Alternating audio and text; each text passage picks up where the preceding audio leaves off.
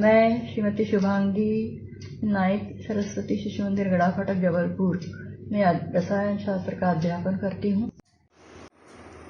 विलयनों के भिन्न भिन्न प्रकारों के पश्चात हम विलयनों के अणुसंख्यक गुणधर्मों का अध्ययन करेंगे। क्या होते हैं अणुसंख्यक गुणधर्म? तो विलयनों के ऐसे गुणधर्म जो अणुओं की संख्या पर निर्भर होते हैं। शब्द से ही समझ में आता है, अणुओं की संख्या पर निर्भर होने वाले गुणधर्म अणुसंख्यक गुणधर्म कहलाते हैं। यह जो अणुसंख्यक गुणधर्म होते हैं वह विलय की, उसमें उपस्थित विलायकों की प्रकृति पर निर्भर नहीं होते। पुनः एक बार, विलयनों के ऐसे गुणधर्म जो अणुओं की संख्या पर निर्भर होते हैं, उनकी प्रकृति पर नहीं, उन्हें अणुसंख्यक गुणधर्म कहते हैं।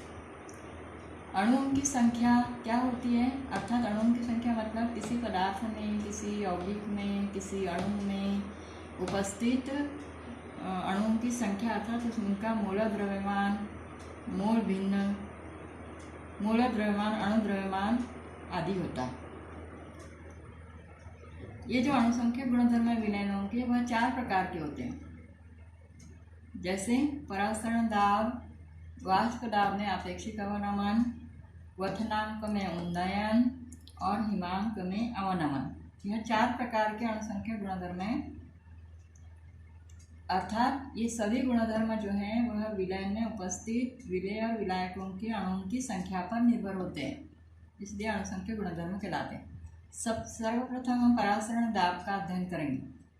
परासरण दाब को पढ़ने के पूर्व हम परासरण क्या है इसको पढ़ें, समझें। तो क्या होता है परासरण? परासरण की तुलना हम विसरण से करते हैं। क्या होता है विसरण? विसरण गैसों का गुणधर्म है, लेकिन परासरण जो होता है वह विलयनों का गुणधर्म होता है। विसरण में क्या होता है? उच्च सांद्रता से निम्न सांद्रता की ओर गैसों के अणु जाते हैं, उसको कहते हैं विसरण। जैसे हमने कई परफ्यूम, इत्र अगर की बॉटल खुली रखते हैं तो उसमें उसकी सांद्रता ज़्यादा होती है पदार्थ की, तो वह अपने आप पूरे कक्ष में फैलता है, तो यह कहलाता है गैसों का विसरण। लेकिन परासरण में क्या, इसके उल्टा होता है। परासरण में क्या होता है? निम्न सांद्रता से उच्च सांद्रता की ओर किसके अणु जाते हैं? केवल जल के अणु, केवल जल के अणु गमन करते हैं, उसको कहते हैं परासरण। विसरण स्वतः प्रक्रम है, मतलब अपने आप होता है, उसके लिए कोई बाह्य बल वगैरह लगाने की आवश्यकता नहीं होती। लेकिन परासरण में सबसे ध्यान देने योग्य बात है कि वहाँ पर परासरण उसी में होगा जहाँ पर अर्धपारगम्य झिल्ली रहेगी। अर्धपारगम्य झिल्ली के बिना परासरण नहीं हो सकता। जैसा कि हमने अभी समझा कि गैसों का विसरण अपने आप होता है, लेकिन परासरण की क्रिया के लिए अर्धपारगम्य झिल्ली आवश्यक होती है। जैसे उदाहरण के लिए कोई भी फलियाँ जो होती है, जैसे मूंगफली है, तो उसको हम पानी में डालते हैं तो वह फूल जाती है। क्यों फूलती है? क्योंकि उस मूंगफली के चारों ओर एक पतली सी झिल्ली होती है जो अर्धपारगम्य होती है। अर्धपारगम्य का अर्थ क्या होता है?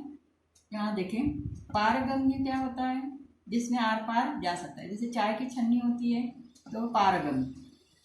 अपारगम्य जैसे कोई ठोस पदार्थ हो, जैसे ये गोल्ड है, यहाँ पानी यदि हम डालते हैं तो पीछे की ओर नहीं जाता है, तो वह कहलाता है अपारगम्य। और एक झिल्ली होती है अर्धपारगम्य।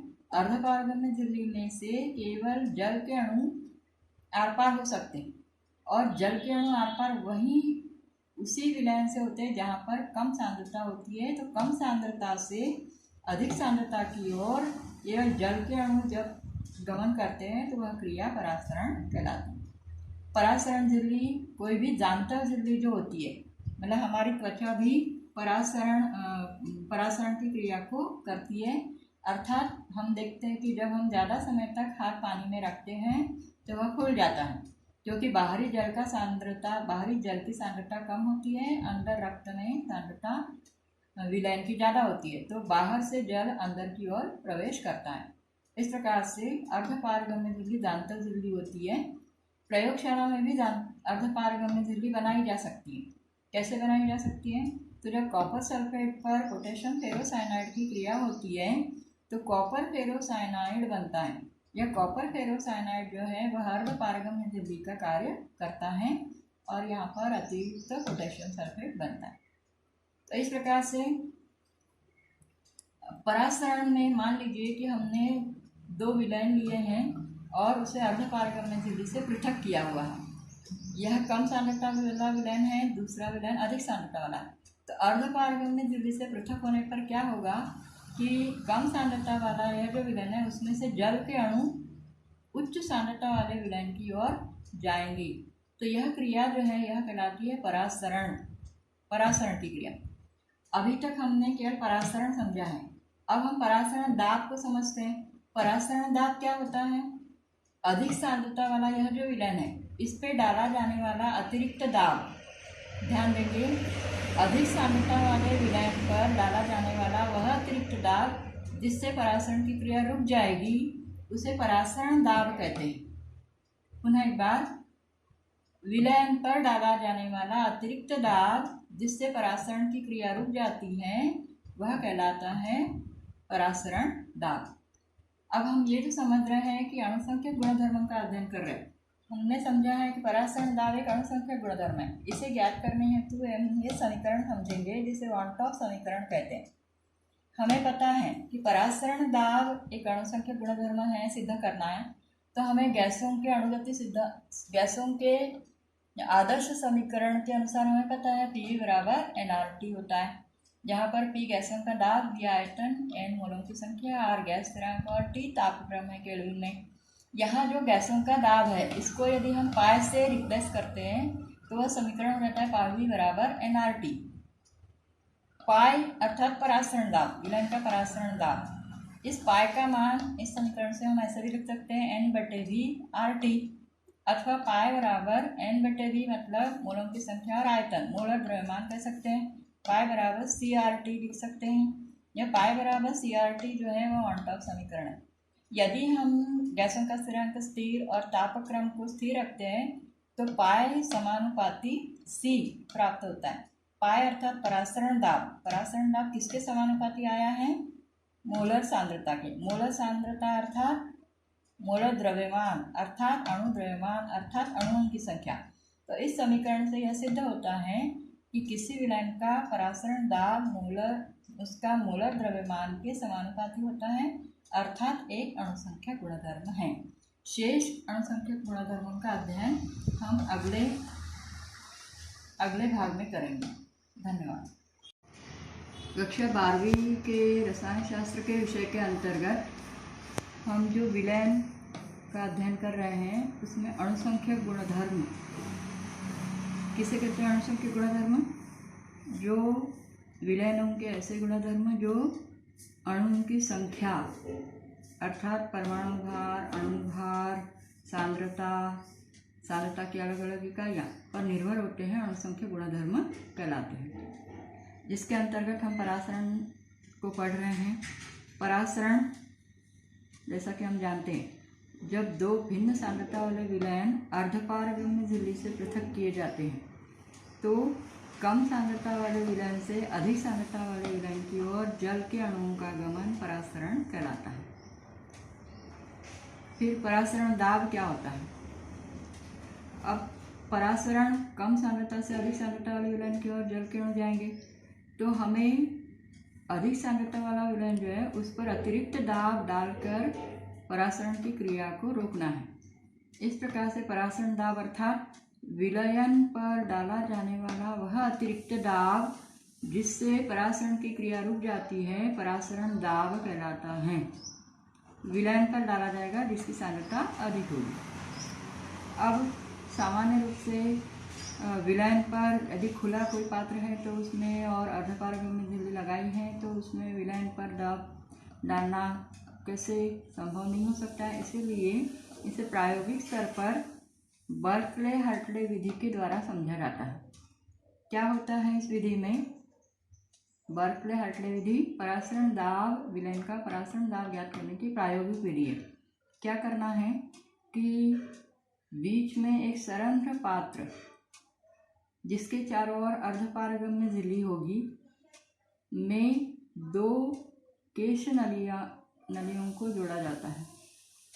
इस तरंग पात्र के चारों ओर, जहाँ पर अर्धपारगम्य लिए उसके चारों ओर एक इस्पात का बना पात्र होता है, जिसमें हम उस विलयन को लेते हैं जिसका परासरण दाब ज्ञात करना है।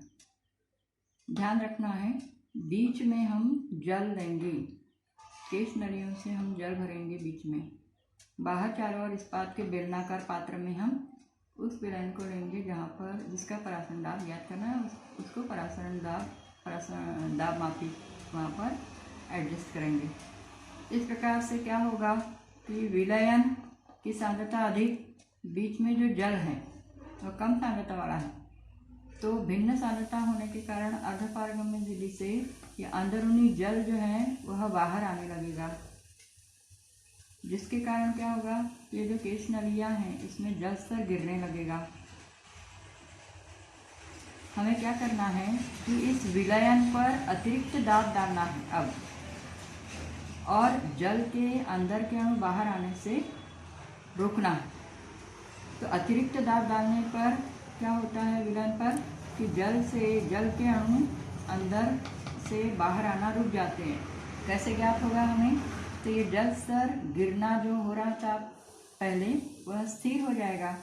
इस तरह से कितना दाब डालने पर, विलयन पर कितना दाब डालने पर यह जल स्तर स्थिर हो जाता है, यह ज्ञात करने के पश्चात हम कहेंगे कि वह उस विलयन का परासरण दाब है।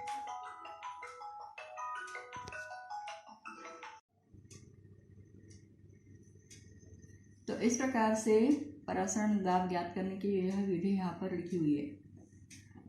क्या होता है, इस परासरण दाब ज्ञात करने की यह विधि सरल है। इसके लाभ जो बताए जाते हैं कि यह विधि सरल है, आसानी से परासरण दाब को दाब मापी की सहायता से ज्ञात किया जाता है, और विलयनों में साम्यता जो है वह शीघ्रता से प्रतिस्थापित हो जाती है। इसके पश्चात ये जो अर्धपारगम्य झिल्ली है यह बीच में होने के कारण, क्योंकि वह बहुत नाजुक होती है, तो बीच में होने के कारण दाब मापी डायरेक्ट उस पर दबाव नहीं डालती है, इसलिए उससे कटने की वगैरह वो नहीं होती है, उसको हानि नहीं पहुंचती है। तो इस प्रकार से यह बर्कले हार्टले विधि और उसके लाभ यहाँ पर दर्शाए गए हैं। तो आज के इस कालांश में हम अणुसंख्यक गुणधर्मों में परासरण किसे कहते हैं, परासरण दाब क्या है, और वो एक अणुसंख्यक गुणधर्म कैसे हैं, वन टॉप समीकरण के आधार पर, जो क्या कहता है पाई बराबर CRT, या पाई समानुपाती C सांद्रता।